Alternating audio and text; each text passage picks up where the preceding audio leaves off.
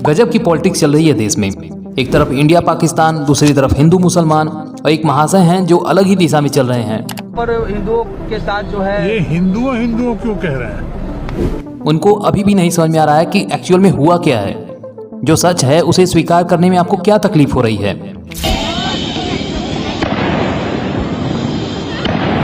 Indian media भरोसे के लायक तो बिल्कुल भी नहीं बची है। ये अब भी नहीं समझ पा रहे हैं। कोई भी वीडियो वायरल कर दे रहे हैं, किसी को भी आतंकी बता दे रहे हैं, किसी को भी मार दे रहे हैं, बाद में उसे कैमरे पे आकर सफाई देनी पड़ती है कि मैं जिंदा हूँ। Hi guys, we are alive of course, क्योंकि हम उस इंसिडेंट में नहीं थे। क्या भारत सरकार इस पर कोई ठोस एक्शन नहीं ले सकती? पाकिस्तान ने ऐसा क्यों किया?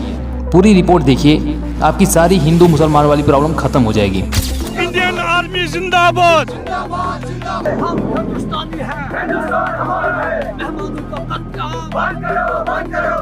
नमस्कार दोस्तों, मेरा नाम तेजस भारद्वाज है और मैं किंग्स कॉलेज लंदन में एक मास्टर स्टूडेंट हूँ। आज हम सब इंडियन डायस्पोरा ने पाकिस्तान यूके एम्बेसी के सामने एक पीसफुल प्रोटेस्ट करने का प्लान बनाया, क्योंकि आप सभी लोग जानते हैं कुछ दिनों पहले हमारे हिंदू भाई बहनों के साथ जो पाकिस्तान फंडेड टेररिस्ट ऑर्गेनाइजेशन ने करा, बहुत ही निंदनीय था। और हम सब उसका डिसेंट और एक पीसफुल प्रोटेस्ट करने, अपनी एकता दिखाने पाकिस्तान हाई कमीशन के सामने यूके में पहुंचे कि पाकिस्तान के लोग हमारे सामने उस चीज को सेलिब्रेट कर रहे थे, वहाँ पे डांस कर रहे थे और पाकिस्तान के डिप्लोमेट्स खुद कैप्टन अभिनंदन का एक ब्लैक कार्ड लेके खड़े थे, हमें चाय का कप दिखा के प्रोवोक करा जा रहा था। और इसके बाद भी जब इंडियन डायस्पोरा प्रोवोक नहीं हुआ और वो एक पीसफुल प्रोटेस्ट करता रहा, उसके बाद एक पाकिस्तान डिप्लोमेट गैलरी में आया और उसने गर्दन काटने का इशारा इंडियन डायस्पोरा की तरफ करा। आप देखिए, उन्होंने एक डेथ थ्रेट इंडियन डायस्पोरा को दिया, जो कितना गलत काम था, कितना शर्मनाक काम। बहुत बड़ा नुकसान हुआ सर, बहुत परेशानी है, काम भी हमारा चला गया, पूरा हमारी बर्बादी हो चुकी है सर। इसकी वजह से पूरा खत्म हो चुका, हमारी रोजी भी खत्म हो चुकी है सर। बस ये कहना चाहते हैं हमारे कुछ इंसाफ हो जाए। ऐसा नहीं होना चाहिए, बस ऐसा नहीं होना चाहिए।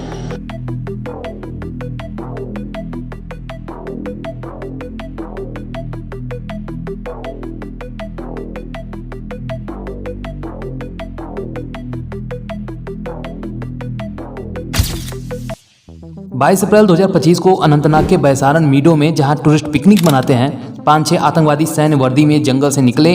AK-47 और अमेरिकन मेड M4 राइफल्स के साथ उन्होंने अंधाधुंध फायरिंग शुरू कर दी। वहां के लोगों ने बताया कि आतंकियों ने लोगों से इस्लामिक आयतें पढ़वाई या कलमा पढ़वाए। जो नहीं पढ़ पाया उसे गोली मार दी गई। जिन्होंने कहा मैं मुसलमान हूं, उनके खतना की जांच की गई।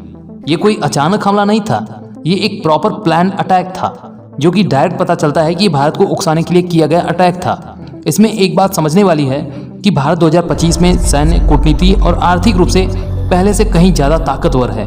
अगर भारत ने जवाब दिया तो पाकिस्तान की वो औकात नहीं कि वो टिक पाए। ये सब जानते हुए भी उसने ऐसी गलती क्यों करी?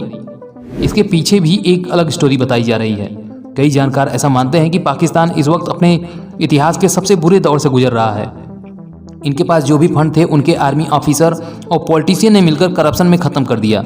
वहाँ की जनता भूख और महंगाई से मर रही है। आर्थिक स्थिति ऐसी है कि उनकी जनता रोटी के लिए तरस रही है। गृह युद्ध जैसे हालात कभी भी बन सकते हैं। दूसरी ओर बलूचिस्तान में जो अलगाववाद की हवा चल रही है। Motive of our attack was very clear. It was a simple and clear message to China and Pakistan to withdraw immediately from Balochistan.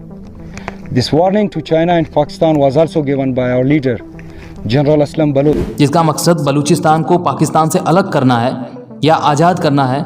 ये संगठन आए दिन हमले कर रही है। इसे अपनी जनता का ध्यान भटकाने के लिए या अपनी जनता का गुस्सा सरकार और सेना से हटाने के लिए बाहरी दुश्मन यानी कि भारत को निशाना बनाना पाकिस्तान की एक चाल हो सकती है। ये अटैक करवाया गया है। उन्हें कहीं ना कहीं पता है कि इसका जवाब भारत देगा, हर हाल में देगा और ये लंबा खींचेगा। वो आतंकी 40 से 50 मिनट वहाँ रुक कर लोगों से उनका धर्म पूछकर, खतना देखकर तब उन्हें गोली मारी। उन्हें कैसे पता था कि सेना के जवान वहाँ आसपास भी नहीं है? गोली की आवाज़ चली दूर दूर तक सुनाई दिया होगा, पर वहाँ उनकी सुरक्षा के लिए कोई नहीं था। जाहिर सी बात है आतंकियों को वहाँ के कुछ लोकल का सपोर्ट तो जरूर रहा होगा। वो आए, गोली मारे और भाग गए। वहाँ के एक एक पॉइंट से वो सब परिचित थे। कुछ लोकल कश्मीरियों की गद्दारी की वजह से वहाँ के लोगों का, वहाँ के मासूम लोगों का रोजगार छिन गया। बहुत बड़ा नुकसान हुआ सर, बहुत परेशानी है, काम भी हमारा चला गया, पूरा हमारी बर्बादी हो चुकी है सर। इसकी वजह से पूरा खत्म हो चुका, हमारी रोजी भी खत्म हो चुकी है सर।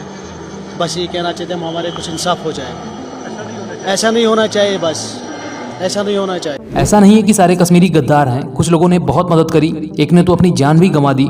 कश्मीरियों के रोजगार का एक बड़ा साधन है टूरिज्म, जो कि इन आतंकियों ने उनके रोजगार पर गोली मार दी।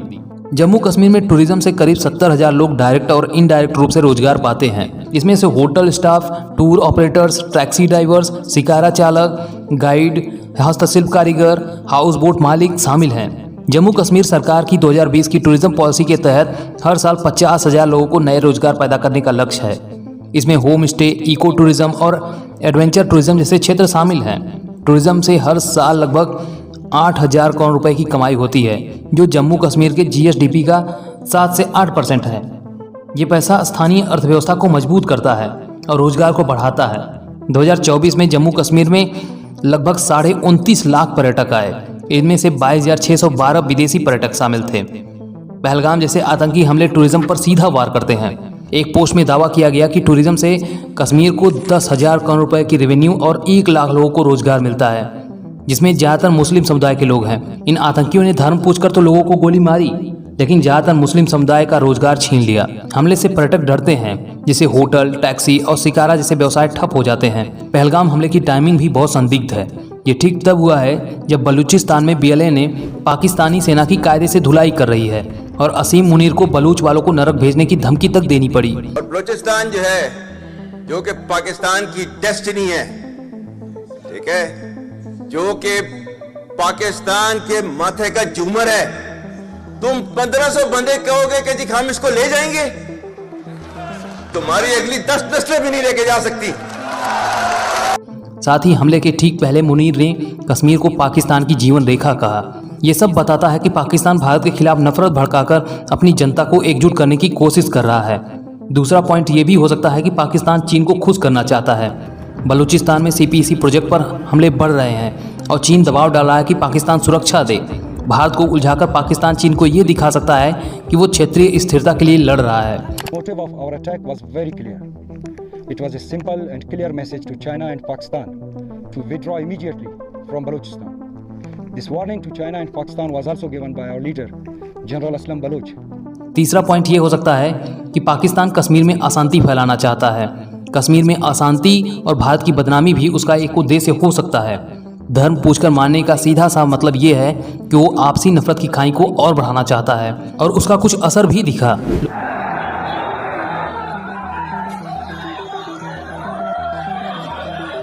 कौन है खालिद? खालिद कौन है अभी? अरे छोड़, तू बता है इन्होंने लोग कल से नहीं आने, हमने जब कल कहना तो अभी भाग जा। लोग मुसलमानों को खोज कर मार रहे हैं, मुसलमान हिंदुओं के खिलाफ नारे लगा रहे हैं। कुछ जगहों पर ऐसा भी देखा गया, जो कि ऐसा नहीं होना चाहिए।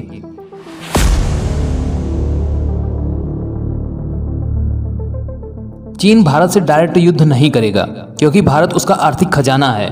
अगर चीन भारत से डायरेक्ट युद्ध करता है तो भारत उसका आयात बंद कर सकता है या कम कर सकता है, जिससे चीन की अर्थव्यवस्था को झटका लग सकता है।